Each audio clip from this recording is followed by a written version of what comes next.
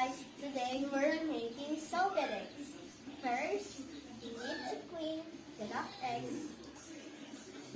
What am I doing? You need to make it.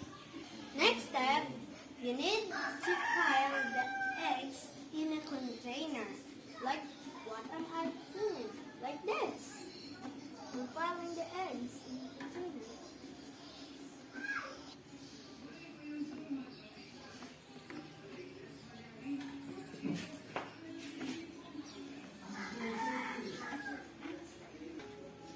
Malat lang.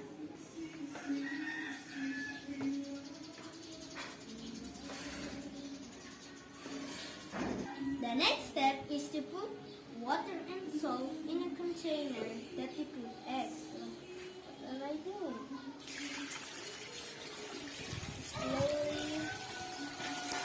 Slowly making it. Put the salt in it.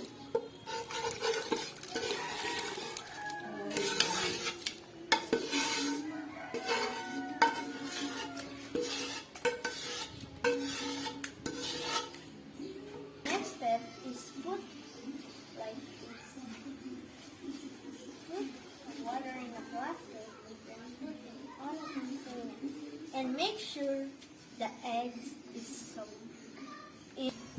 Guys, wait for 15 days and make sure I have the label to put on it for 18 days.